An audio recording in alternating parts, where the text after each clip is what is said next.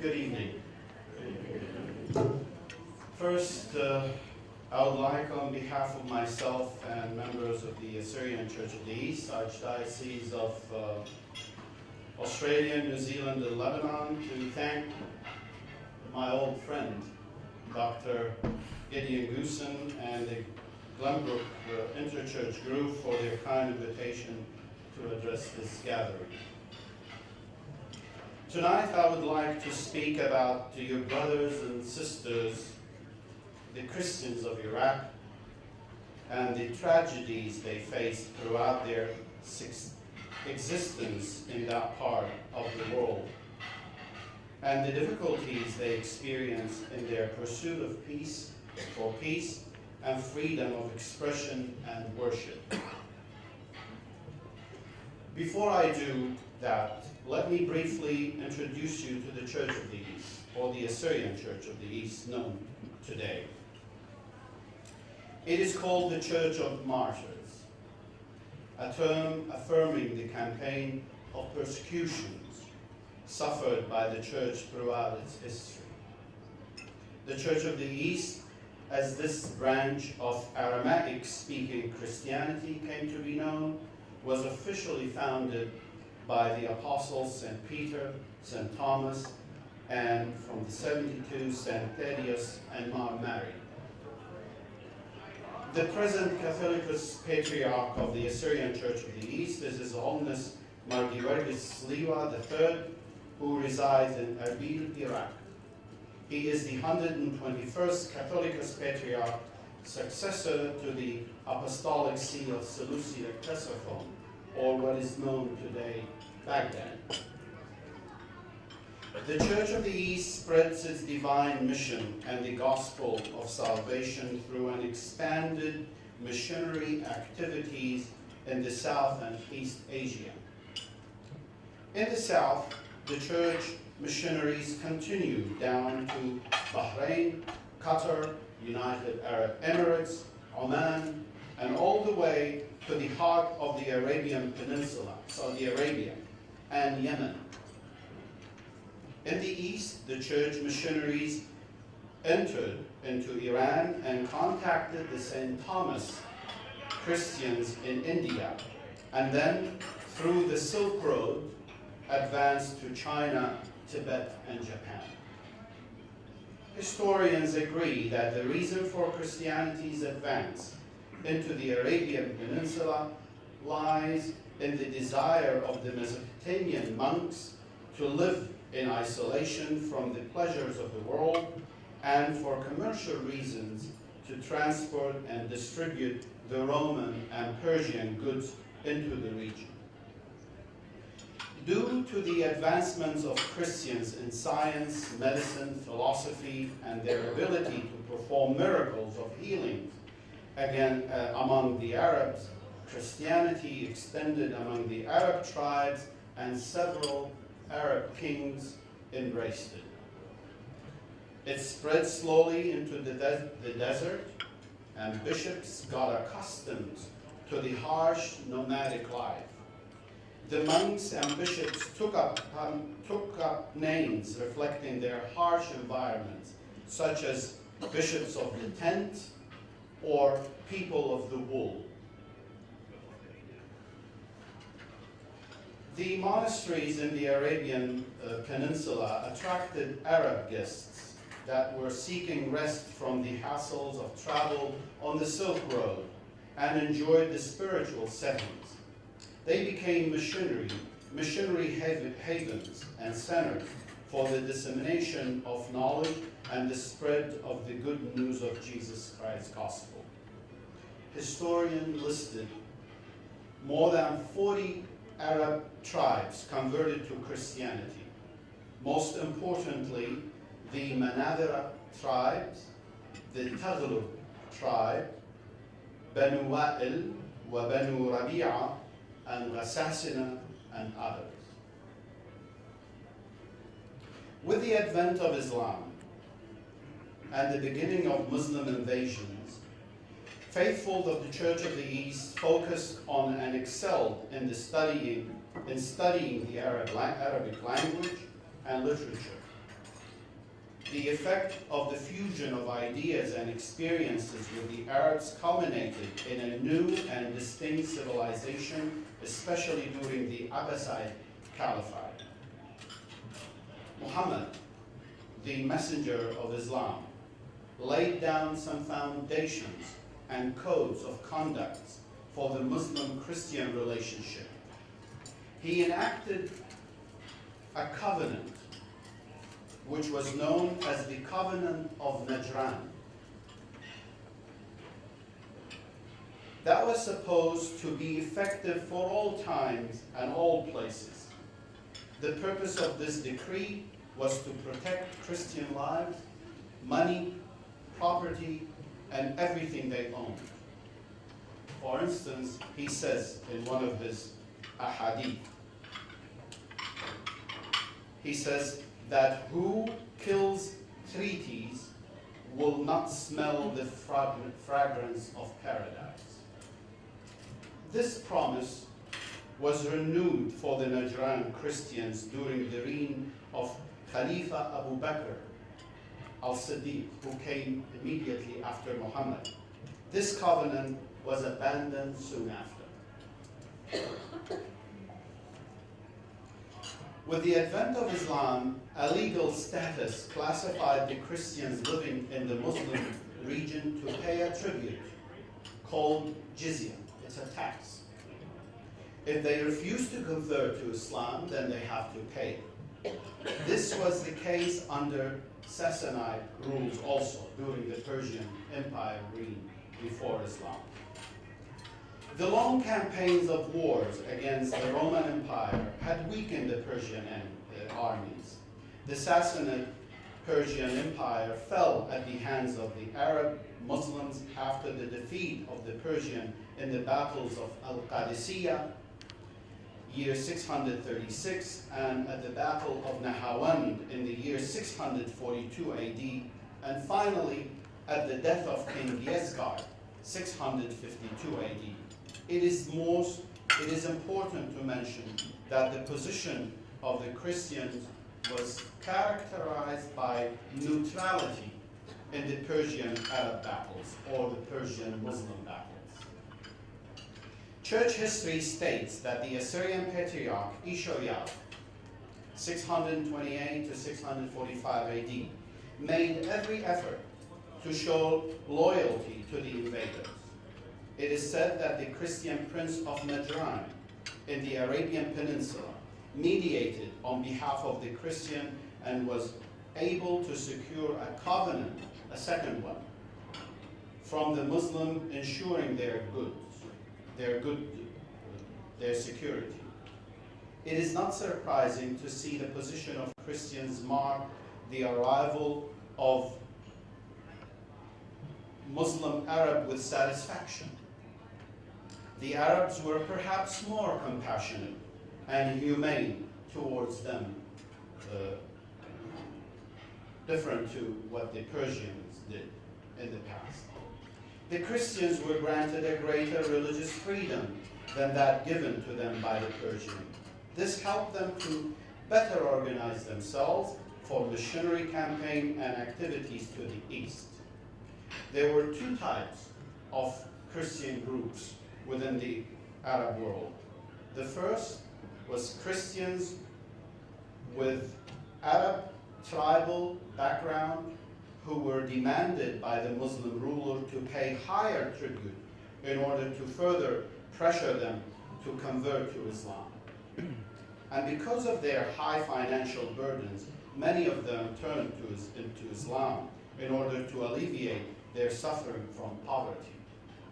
The second were the Assyrian Christians and non-Arab population in Mesopotamia who were required to pay the jizya, the tax. Some of the Khalifa, or caliphs, relied on the Christians in the conduct of state affairs and given them the freedom to build churches and set up their own special courts.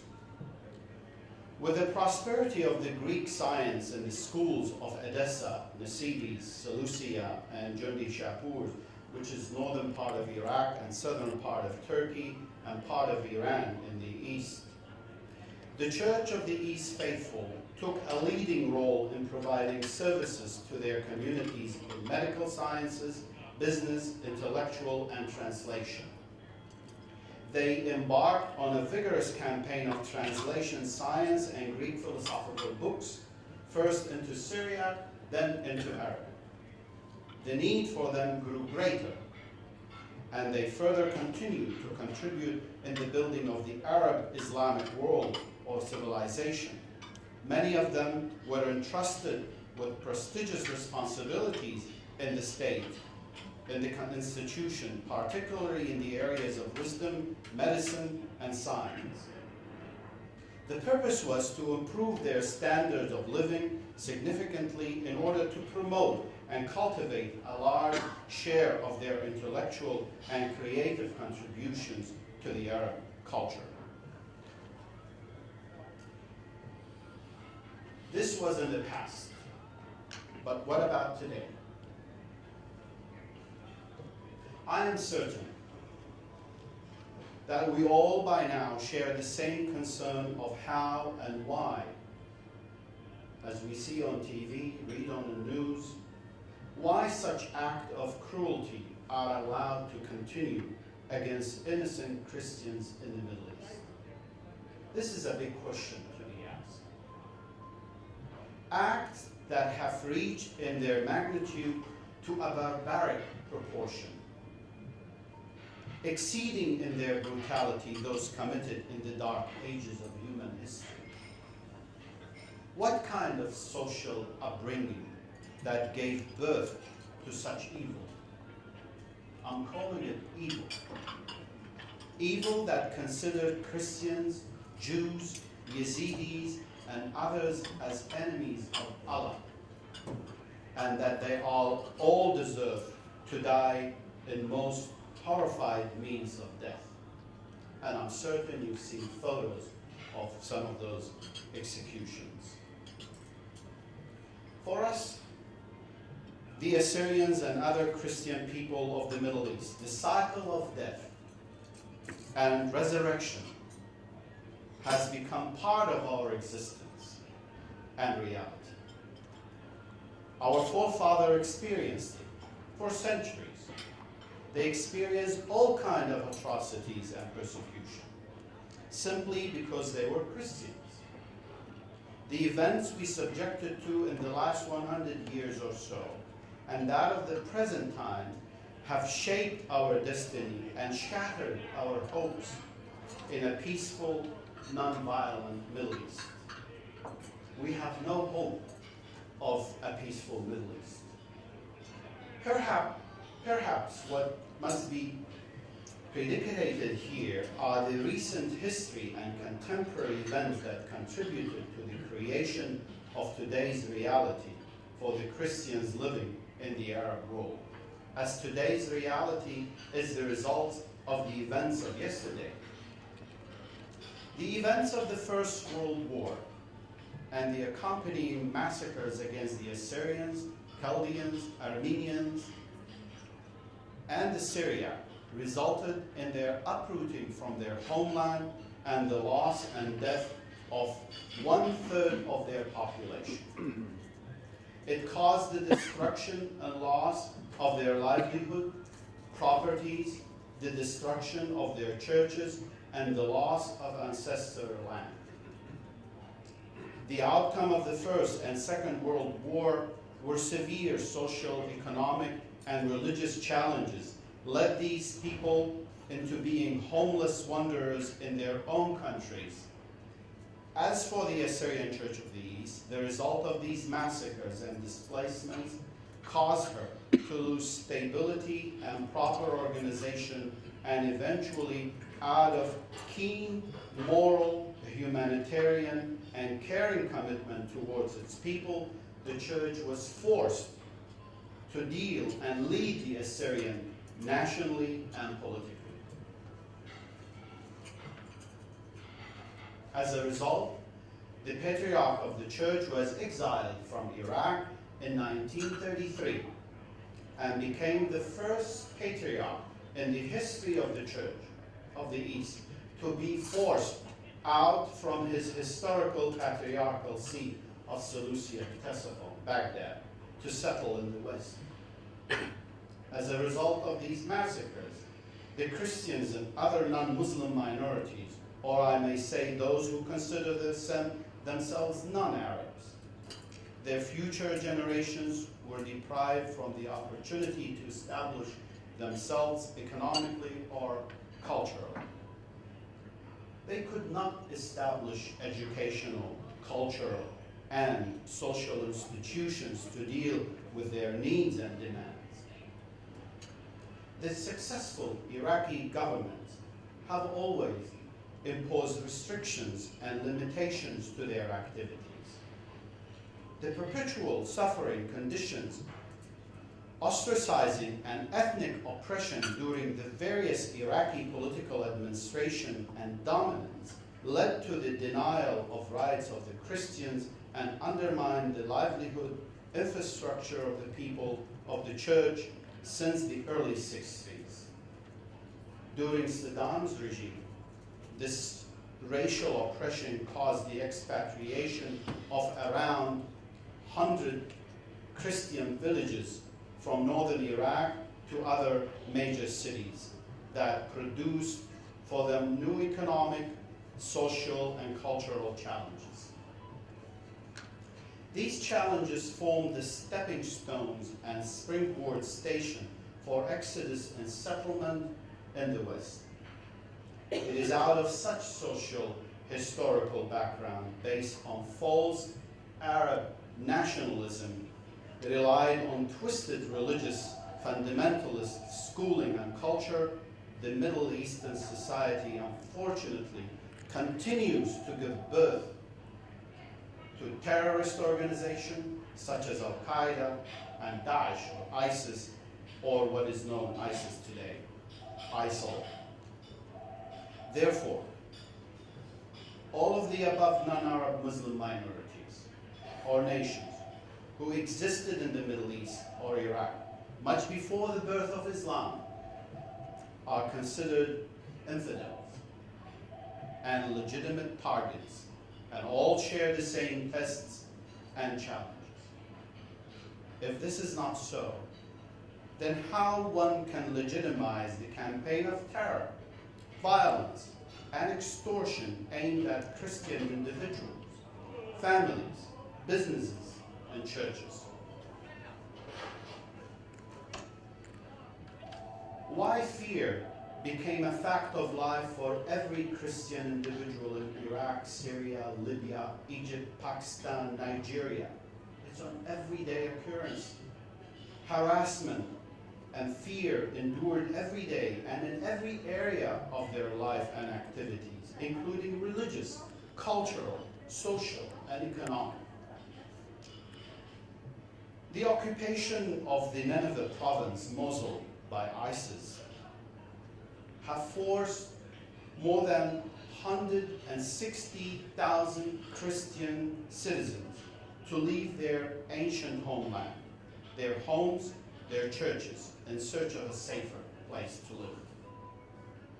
The fear of eliminating and uprooting 2,000 years of Christianity in Iraq, just like in the 1940s when the Jewish community was eliminated from Iraq, has turned into a reality and into a serious threat. History shows that before the advent of Islam, there were hundreds of churches of the East, diocesan sees spread all over Iraq and in the Gulf area. Few decades later, we find tens of these dioceses disappearing due to similar reasons and causes faced by the church today in Iraq and other regions. Last year, when I visited the displaced families, or 2 years ago, when I visited the displaced families from Mosul to the northern part of Iraq, I stood shocked at the scale of the suffering of these Christian families and other non-Christian minorities such as the Yazidis. How can the world allow this to happen in the 21st century? The same question was asked by the Jews and other minorities when the Nazis started their campaign of terror and was culminated with their criminal, immoral, and evil final solution. This is today what the Christians in Iraq are asking. Why this is happening to us? Why the world is moving so slowly to save us? We can't bear more suffering. Has God forsaken us? With a clearer picture of the past, we can avoid making the same mistake that were made. But what if we are not allowed to use our hindsight?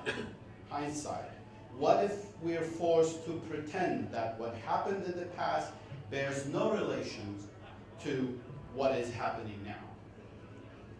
The appeasements of the Nazis prior to the World War II is an example of the kind of mistake that the world can't afford to repeat. Yet there is much to suggest that we are engaged in a similar folly today. The rise of terrorism in Europe, Africa, the Middle East, and even on our own turf soil in Australia and elsewhere, and the same in the name of religion, is easily reminiscent of the rise of Nazism in Europe 80 years ago.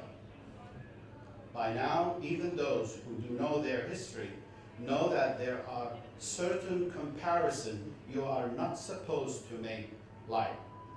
The one between the Nazis and the Islamic extremists.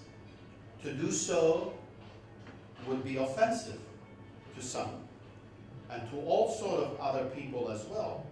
In other words, it is not permissible to have the kind of discussion that might help us to avoid the fate suffered by Europe under the Nazis. As a general rule, it is best to avoid the Nazi ideology or analogy. Nazism represents a uniquely evil moment in history. The similarities between the two ideologies are too close to ignore. The anti-Semitism is the most obvious similarity. Firebombing of synagogues in a Paris suburb, bombing of churches in Iraq, Syria, Egypt, Pakistan, Nigeria. In Iraq, the anti-Christian campaign of Islamic State soldiers used the Arabic letter Nun, or N, standing for Nasara, the Christians, the following of Jesus of Nazareth. They call us Nazara. Islam's name for Christians, similar to what the Nazis did with the Jews with the Star of David, who were forced from their home, brutalized and killed. In preparation for the jihads of Islamic State, spray-painted doors and walls of Christian homes, businesses, and churches in Mosul, Iraqi's second largest city, with the letter before issuing an ultimatum to the city's Christian population, giving them until midday, 24 hours, July 19, 2014, to convert to Islam, pay a special tax, jizya, or be killed. Who can forget the signs posted by the Nazis on the homes and businesses of the Jews in Germany? Jews left Europe in droves in search of safe haven. Christians of the Middle East are doing the same thing. Another shared goal between Nazis and the 21st century terrorists is the subjection of Christians. It is important at this stage to note that the Jews were not the only target of the Nazis. They also targeted Christians. Some of this anti-Christian animus is captured in a popular Hitler Youth song, which says, "We are the happy Hitler Youth. We have no need for Christian virtue, for Adolf Hitler is our intercessor and our Redeemer." Cited in the rise of, cited in the Liberal Fascism, page 365. Similarly, on a Friday prayer at a mosque, the preacher in a loud voice, Islamic preacher, in a loud voice, he prays such: "Cursed are the infidels, cursed are the Jews. O God, cursed are the Nasara who hate Islam." Christians, Nasara is the Christians. In a loud voice that the Christian community can hear it every morning, every evening, every day. As is becoming increasingly obvious, Islamic extremists are no friends of Christians either. Christians have been the main target of Boko Haram in Nigeria and of the Muslim fundamentalists in Egypt, and Christians were singled out in the Nairobi Mall massacre. This is to just name a few. The West was eventually able to rise up and meet the Nazi challenge. Today, the West has yet to arrive at the stage of realizing that it has a challenge on its hand. What we now call political correctness existed incipients from even in the 1930s, but not to the extent that it prevented people from noticing what was right in front of their eyes. That was their advantages over us. Our advantage over them is that we have the benefit of clear and instructive historical parallels. We have the power of hindsight, if only we would allow ourselves to use it. And we must use it to reflect on the plight of the Christians and other minorities in Iraq. History cannot deny that Assyrians have undergone massacres after massacres in their ancestor homeland, starting with one of the recent occurrences, that the genocide of more than 3/4 of their population and of the Armenians at the hands of the Ottoman Turk 100 years ago, and continued at the hands of various Iraqi government, including the government of Saddam Hussein, and now the current Islamic State. We are speaking about a nation that is Christian, and a nation that has its heritage and historical and ancestral origin of that ancient land. As it is presently known in Iraq, we are speaking about a nation whose number have dwindled to such low number that today they are referred to as minorities in their own homeland. We are speaking about a nation who has been forced into the diaspora by waves of forceful displacement, and whose only hope of remaining alive in its own ancestral land and maintain its rich and ancient culture and language is to be recognized by the world media and the international community and government as a nation confronting deliberate and systematic destruction by the Islamic extremists, in danger of extinction, and in desperate need of support and assistance. Today, the Arab and Muslim nations who speaks of democracy and human rights are truly put to the test of history. It is their responsibility to protect the Christians and to admit that every human being deserves a life of freedom, to exist and share the benefits of the land they call home. In Iraq, in Egypt, Nigeria, and other Muslim countries, it's the duty of the government and the Muslim leaders first and foremost, not the West, to protect and safeguard the rights of all its citizens, regardless of their ethnicity, religion, or color. This is what we have repeatedly reiterated in all our meetings and dialogue in order to provide better protection for Christians in their homeland. We are not asking the West to defend us.